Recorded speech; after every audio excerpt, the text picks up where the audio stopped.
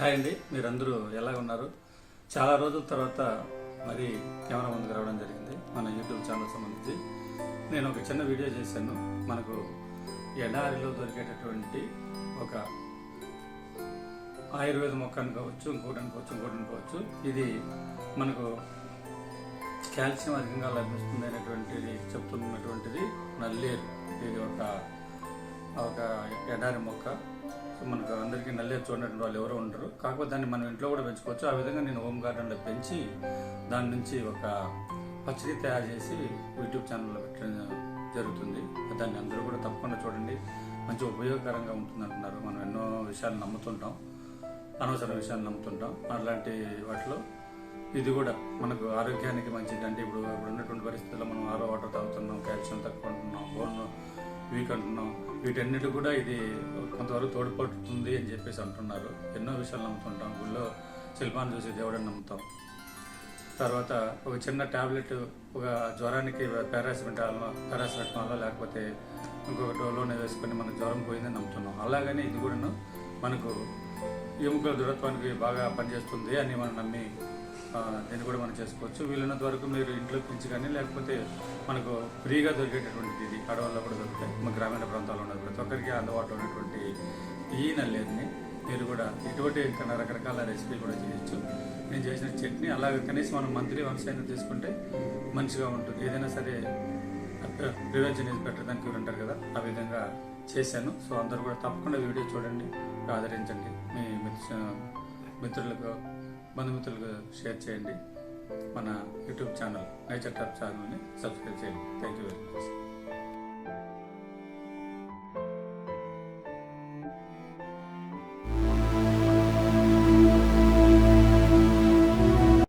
మీకు అందరికి తెలిసే ఉంటుంది, అడవిలో పెరిగేటటువంటి ఒక ఎడారి మొక్క.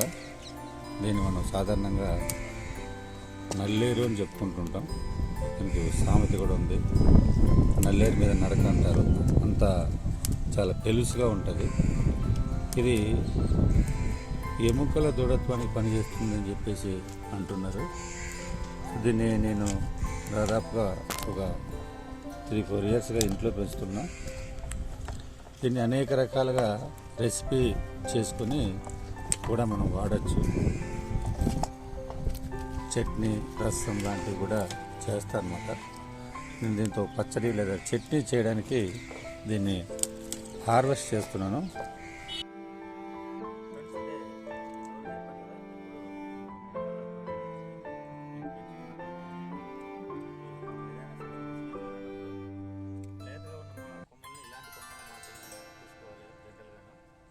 చేయాలి, దాన్ని ఎలా క్లీన్ చేసుకోవాలి, దానికి ఏమేమి అవసరం అనేటువంటివన్నీ కూడా ఈ పచ్చడి ఎలా చేయాలనే వివరాలు కంప్లీట్గా నెక్స్ట్ క్లిప్లో మీరు చూడవచ్చు.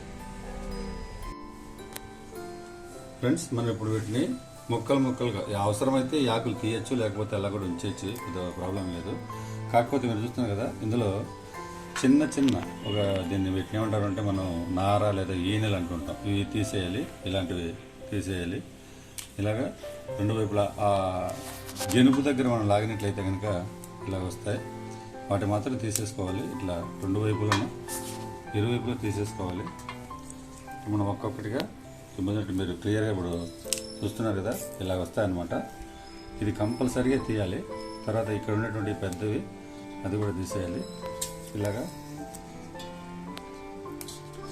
ఇలాగే దీన్ని మొత్తాన్ని మనం ఫస్ట్ క్లీన్ చేసుకోవాలంటాను. సో చూడండి, ఒకవేళ చూసారా, మరి ఇది ఎక్కువ ముదిరిపోయినట్టుంది, అలాంటిది తీసేసుకోవాలి. అప్పుడు మనకు తెలిసిపోతుంది. ఏదైతే మనకు క్లీన్గా రాలేదు అని అనిపిస్తే తీసేయాలి. ముఖ్యంగా అది ఇటువంటిది ఇక్కడ చూస్తున్నారు కదా, ఇటువంటి ఇదిని మనం తీసుకోవాలి. చిన్నగా ఉంటాయి, శుభ్రంగా చూసారు, చాలా లేతగా ఉంటాయి అన్నమాట. వీలైనంత వరకు లేతగా తీసుకోవడమే మంచిదన్నమాట. ఈ విధంగా అన్నిటి కూడా ఫస్ట్ మొట్టమొదట ప్రతి ఒక్కటి ఇలాగా క్లీన్ చేసుకోవాల్సి ఉంటుంది.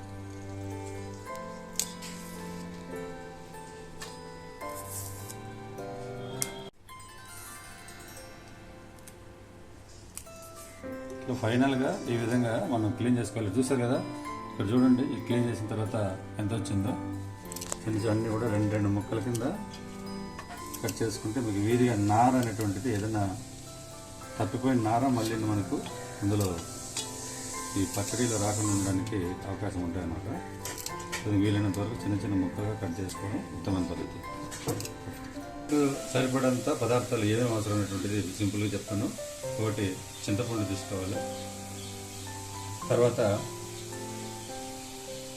ఒక 10 ఎండుమిరపకాయలు, ఒక వెల్లుల్లి లేదా తెల్లగడ్డ అంటారు రాయలసీమలో, తర్వాత సాల్ట్, నేను వేసినటువంటిది రాక్ సాల్ట్ అన్నమాట. వీటితో మనం ఈ రెసిపీని చేయొచ్చు. కాకపోతే ఇవే మనం ఎందుకు వాడుతున్నాము అనేటువంటి దానికి వస్తే, ఎండుమిరపకాయలు ఈ చింతపండు వేసిన దానివల్ల దీన్ని మనం కనీసం 4-5 days దీన్ని మనం అలాగే ఉంచుకోవచ్చు, చెడిపోకుండా ఉంటుంది. ఇవే కాకుండా ఈ పచ్చడి ఇంకా కొన్ని మీకు ఈ వీటికి ఈ మనకి ఈ వేరుశనగ పలుకులు యాడ్ చేసి చేసుకోవచ్చు, లేదా కొబ్బరి కూడా యాడ్ చేసి కూడా చేసుకోవచ్చు. అవి తొందరగా అవి చేసుకుంటే మనం వెంటనే ఆ రోజే కంప్లీట్గా దీన్ని ఈ చట్నీ కంప్లీట్ చేయాల్సి ఉంటుంది. ఇవి వేసుకున్నట్లయితే మనకు కొద్ది రోజులు స్టోర్ చేసుకోవచ్చు అన్నమాట. కనీసం 4-5 days పెట్టుకోవచ్చు. 1 week అనుకోండి, మీకు చెడిపోకుండా ఉంటుంది అన్నమాట. ఇవన్నీ కూడా ఇంట్లో ఏది కూడా చెడిపోయే పదార్థం లేదు. ఇప్పుడు మనం నెక్స్ట్ ఏం చేయాలని చూద్దాం.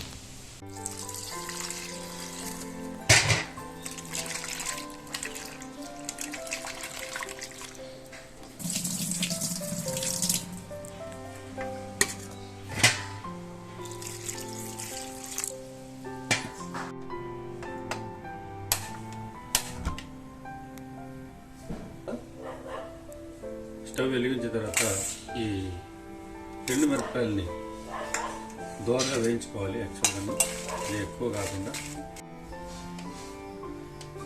ఇప్పుడు ఈ నల్లేరుని వేయించడానికి యాక్చువల్గా ఇది వచ్చేసి మనకు నసరుగా ఉంటుంది కాబట్టి అది వేయించడానికి కొంత ఆయిల్ని ప్యాన్లో వేసి ఇది కొంతవరకు కాగిన తర్వాత ఈ నల్లేరును మనం ఇందులో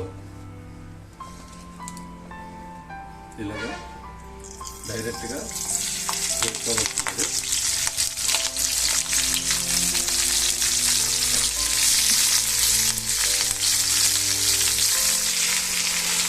ఇలాగా నూనెలో బాగా వేయించాలి.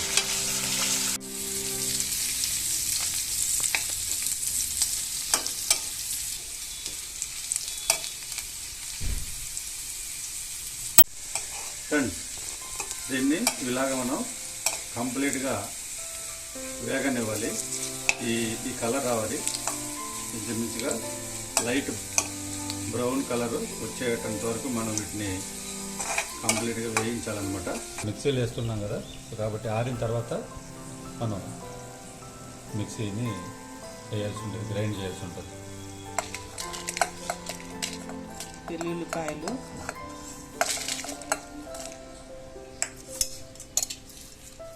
నల్లేరు అన్ని మిక్సీలో వేసి చింతపండు, ఆ చింతపండుని నీళ్ళంతా వంచేసుకొని ఇందులో వేసుకొని, నీళ్ళంతా వేయదండి, నీళ్ళు కొంచెం కూడా ఉండకూడదు. అలాగే సాల్ట్, సరిపడే సాల్ట్ వేసుకొని ఇప్పుడు మిక్స్ చేసుకుంటాం.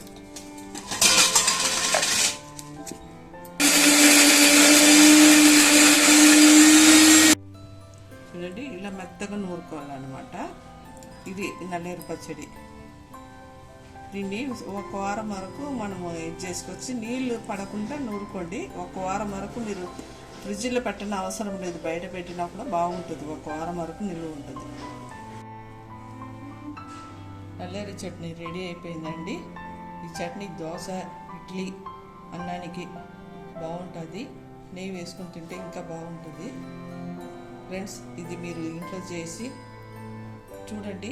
కామెంట్స్ బాక్స్లో కామెంట్స్ పెట్టండి, లైక్ చేయండి, షేర్ చేయండి. Thank you.